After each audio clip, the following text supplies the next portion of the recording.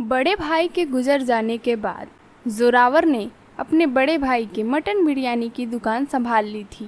जोरावर की दुकान गांव के बीचों बीच थी, जहां जोरावर अपने हाथों से मटन बिरयानी बनाकर बेचा करता था। इन दिनों जोरावर की मटन बिरयानी की दुकान बहुत अच्छी चल रही थी। एक दिन की बात है, जोरावर की दुकान पर बहुत सारे ग्राहक मटन बिरयानी खा रहे थे। अरे वाह, आज भी मेरी काफ़ी अच्छी कमाई हो गई है। लगता है लोगों को मेरे हाथ की बनाई मटन बिरयानी बहुत पसंद आ रही है, तभी तो मेरे दुकान पर हमेशा भीड़ ही लगी रहती है। तभी एक रमेश नाम का आदमी जोरावर की दुकान पर आता है। अरे जोरावर भाई, ज़रा 2 किलो बिरयानी पैक कर देना। ठीक है, अभी पैक कर देता हूँ। जोरावर बिरयानी के बर्तन से बिरयानी निकालता है, पर बिरयानी केवल 1 किलो थी। सारी बिरयानी खत्म हो गई थी। अरे रमेश भाई, बिरयानी तो केवल 1 किलो ही है, आज सारी बिरयानी ख़त्म हो गई। अच्छा चलो तो फिर 1 किलो ही दे दो। जोरावर रमेश को 1 किलो बिरयानी देता है और रमेश बिरयानी लेकर वहाँ से चला जाता है। तभी जोरावर अपने दुकान में देखता है कि उसकी सारी मटन तो ख़त्म हो गई है। अरे ये दुकान की तो सारी मटन ख़त्म हो गई, अब मैं बिरयानी कैसे बनाऊंगा? चलो मैं जाकर चिन्नू भाई से मटन खरीद लाता हूँ। शाम होते ही जोरावर अपनी दुकान बंद करके गांव के पास ही एक मटन के व्यापारी चिन्नू भाई के पास जाता है। ये लीजिए चिन्नू भाई, 7,000 रुपये और मुझे 14 किलो मटन दे दीजिए। अरे जोरावर भाई, 14 किलो मटन का 7,000 नहीं 14,000 रुपये लगेंगे। लेकिन मैं तो हमेशा ही आपसे 7,000 रुपये में 14 किलो मटन ले जाता हूँ, फिर आज ये 14,000 रुपये कैसे? वो इसीलिए क्योंकि अब से मटन के दाम बढ़ गए हैं। मुझे खुद ही बहुत महंगी बकरियां मिली हैं। 14,000 में लेना है तो लो, वरना यहाँ से जाओ। अरे ये क्या, अचानक से मटन के दाम इतने बढ़ गए? अब मैं अपनी दुकान में मटन बिरयानी कैसे बेचूंगा? अरे तो जोरावर भाई, जब मटन के दाम बढ़ गए हैं तो तुम भी अपनी बिरयानी के दाम बढ़ा दो ना, इससे तुम्हें ही फायदा होगा। अच्छा चलो ठीक है, 7 किलो मटन दे दो। जोरावर 7 किलो मटन लेके अपने घर आता है। देखते ही देखते सुबह हो जाती है। सुबह होते ही जोरावर अपनी दुकान पर एक बोर्ड लगा देता है, जिस पर लिखा होता है 500 रुपये में 1 किलो बिरयानी। इस बोर्ड को देखकर जोरावर की दुकान से बहुत सारे ग्राहक लौट जाते हैं, जिससे जोरावर चिंतित हो जाता है।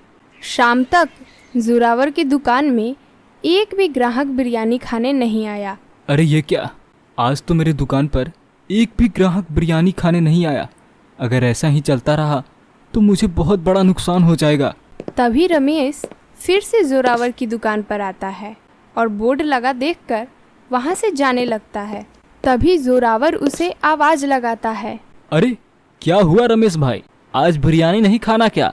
अरे जोरावर भाई, आपने अपनी बिरयानी के दाम इतने ज़्यादा बढ़ा दिए, ऐसे में आपकी दुकान से मैं कैसे बिरयानी खाऊं? अरे रमेश भाई, तो मटन के दाम बढ़ गए हैं तो मुझे भी बिरयानी के दाम बढ़ाने पड़े। अब मैं इसमें क्या कर सकता हूँ? मेरी क्या गलती है?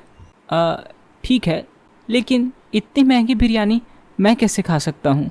रमेश भी महंगे दाम देखकर वहाँ से चला जाता है। देखते ही देखते 2 दिन गुजर जाते हैं और अब तक जोरावर के दुकान पर एक भी ग्राहक बिरयानी खाने नहीं आया था। जोरावर की सारी बिरयानी अब खराब होती जा रही थी और उसमें बदबू भी आने लगती है। अरे ये मेरे साथ क्या हो रहा है? एक वक्त था जब मेरे दुकान पर ग्राहकों की भीड़ लगी रहती थी और आज मेरी दुकान में बिरयानी पड़ी पड़ी सड़ रही है। चलो, अब ये बिरयानी तो खाने लायक रही नहीं, मैं इसे बाहर ही फेंक आता हूँ। जोरावर दुखी मन से अपनी बिरयानी उठाकर एक सुनसान जगह पे फेंक देता है। तभी वहाँ बिरयानी को खाने बहुत सारे आवारा कुत्ते आ जाते हैं। अरे इतने सारे कुत्ते, बकरियों से ज़्यादा तो इन कुत्तों की जनसंख्या हो गई है। क्यों ना इनकी जनसंख्या थोड़ी कम कर दी जाए। मटन बिरयानी बेचना अब तो मेरे बस की बात नहीं है। क्यों ना मैं कुत्ता बिरयानी बेचूं। बिरयानी में आधा कुत्ता और आधा मटन रहेगा, ऐसे भी लोगों को क्या ही पता चलेगा मटन है या कुत्ता। अपने मन में खुरापाती विचार लेकर जोरावर अब से गांव में कुत्ते पकड़ने लगता है और चिन्नू से 2 किलो मटन ले आया और 5 किलो कुत्ता मिलाकर कुत्ता बिरयानी बनाने लगता है। फिर जोरावर ने अपने बिरयानी के दाम पहले जैसे कर दिए, जिसे देखकर फिर से ग्राहक उसकी दुकान पर आने लगे। तभी वहाँ फिर से रमेश आता है। ये आपने अच्छा किया जोरावर भाई, आपने अपने बिरयानी के दाम वापस से पहले जैसे कर दिए। काफ़ी दिनों से आपकी बिरयानी नहीं खाई थी तो मेरा मन मचल रहा था। लाइए जल्दी से 1 प्लेट बिरयानी लगा दीजिए। तभी जोरावर रमेश को 1 प्लेट बिरयानी देता है, जिसमें सिर्फ 1 पीस मटन के थे, बाकी सारे पीस कुत्ते के थे। और रमेश बिरयानी खाने लगता है। तभी उसके हाथ में एक कुत्ते का पीस आता है। अरे जोरावर भाई, ये मटन के पीस का टेस्ट इतना अजीब क्यों लग रहा है? इससे पहले तो ऐसा मटन कभी नहीं खाया था। अरे रमेश भाई, दरअसल वो मटन मैंने नई दुकान से खरीदी है, इसलिए शायद स्वाद बदल गया होगा। आप आराम से खाइए। रमेश वह कुत्ता बिरयानी घपाघप खाते चला गया। अच्छा हुआ इस रमेश को पता नहीं चला कि वह मटन बिरयानी नहीं, कुत्ता बिरयानी खा रहा है। थोड़ी देर बाद रमेश पूरी बिरयानी खाकर जोरावर के पास जाता है। बिरयानी तो बहुत ही अच्छी थी जोरावर भैया, ये लीजिए आपके पैसे। अरे ये मेरे गले से कुत्ते की आवाज़ कैसे निकल रही है जोरावर भाई? अरे बाप रे, इसके गले से कुत्ते की आवाज़ निकल रही है। कहीं ये कुत्ता बिरयानी खाने से तो नहीं हुआ? अरे ये क्या खिला दिया मुझे? ये कुत्ते की आवाज़ कहाँ से आ रही है मेरे गले से? अरे रमेश भाई, मैंने तो आपको मटन बिरयानी खिलाई थी। अरे जोरावर भाई, तो मेरे गले से ये कुत्ते की आवाज़ क्यों आ रही है? रमेश जैसे जैसे बातें कर रहा था, उसके मुंह से कुत्ते की आवाज़ें आ रही थी। ये देखकर रमेश बहुत परेशान हो जाता है और वह अपनी पत्नी रमीला के पास जाता है। रमीला रमेश के मुंह से कुत्ते की आवाज़ सुनकर हैरान हो जाती है। अरे ये क्या, कुत्ते ने काट लिया क्या, जो आपके मुंह से कुत्ते की आवाज़ें आ रही हैं? अरे वो जब से मैंने जोरावर की बिरयानी खाई है तब से मेरे मुंह से कुत्ते की आवाज़ निकल रही है।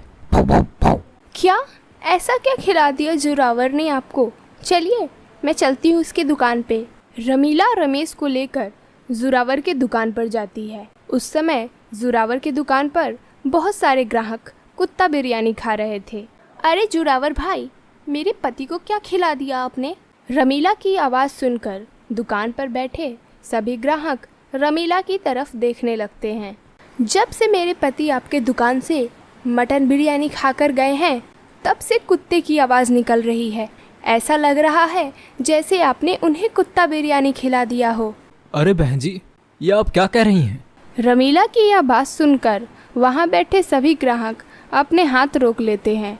तभी वहाँ बैठा सुमित नाम का आदमी कहता है, अरे बाप रे, यानी मैं उसी समय से जिसे मटन बिरयानी समझ के खा रहा था वो कुत्ता बिरयानी है।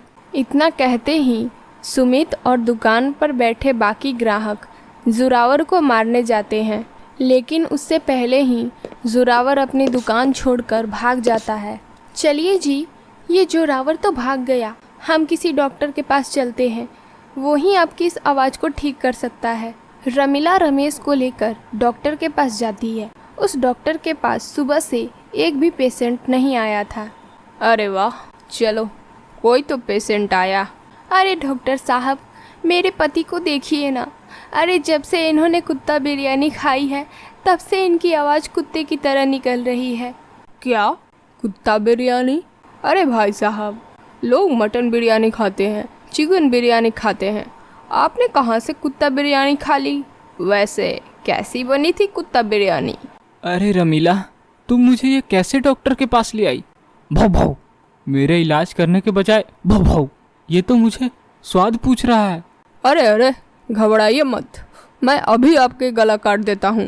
ना रहेगी गला और ना निकलेगी कुत्ते की आवाज़। फिर रमेश डॉक्टर की बात सुनकर इतना डर जाता है कि उसकी आवाज़ सही हो जाती है। अरे ये कैसा डॉक्टर है, पागल है क्या? गला काट देगा तो फिर मैं जिंदा कैसे बचूंगा? रमीला, ये कैसे डॉक्टर के पास मुझे तुम ले आई? देखिए जी, अब आपके गला काटने की कोई ज़रूरत नहीं है, आपका आवाज़ ठीक हो गया। आपने एक ही स्वर में सारी बातें बोल दी, बिना कुत्ते की आवाज़ निकाले।